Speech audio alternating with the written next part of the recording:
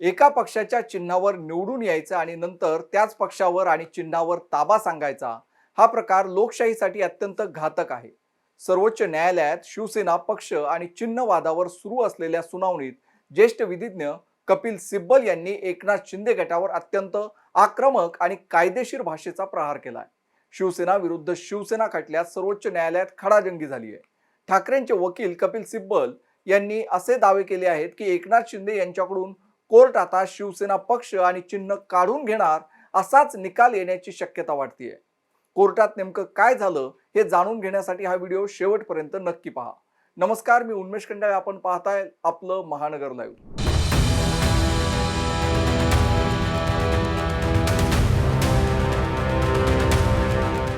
सर्वोच्च न्यायालयात ठाकरे गटाच्या वतीनं युक्तिवाद करताना कपिल सिब्बल यांनी अत्यंत कळीचा मुद्दा मांडला. ते म्हणाले की फक्त काही आमदार एकत्र आले आणि त्यांनी ठरवलं की आम्हीच मूळ पक्ष आहोत, तर ती राजकीय पक्षाची भूमिका ठरू शकत नाही. सुनील प्रभू विरुद्ध एकनाथ शिंदे या खटल्यात मुख्य मुद्दा आहे आमदार म्हणजे पक्ष नव्हे. सिब्बल यांनी न्यायालयाला आठवण करून दिली आहे की 2022 मध्ये जेव्हा बंडखोरी झाली तेव्हा गुवाहाटीला गेलेले 31 आमदारांनी सुनील प्रभू यांना मुख्य प्रतोद पदावरून हटवण्याचा ठराव केला होता.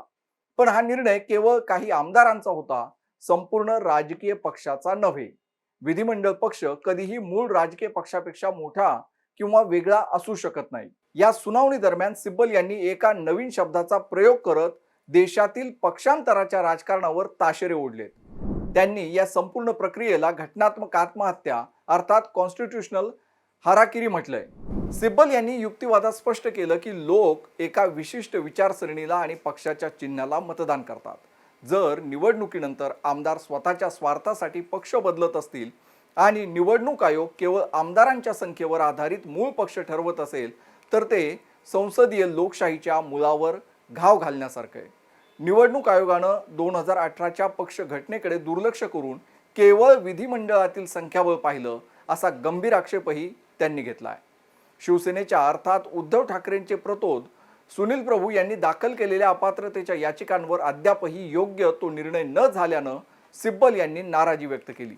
जर या प्रकरणांवर वेळेत निर्णय झाला असता तर महाराष्ट्रातील राजकीय समीकरणं आणि सरकार स्थापनेचे चित्र आज वेगळे असते, असा घणाघाती युक्तिवाद कपिल सिब्बल यांनी केलाय. दुसरीकडे सरन्यायाधीशांच्या नेतृत्वाखालील खंडपीठाने या प्रकरणी सर्व मुद्दे एकत्र करून सादर करण्याचे आदेश दिले असून या प्रकरणाची पुढील सुनावणी आता 4 ऑगस्ट रोजी होणार आहे. कपिल सिब्बल यांच्या युक्तिवादांनी महाराष्ट्राच्या सत्ता संघर्षाला पुन्हा एकदा ऐरणीवर आणलंय.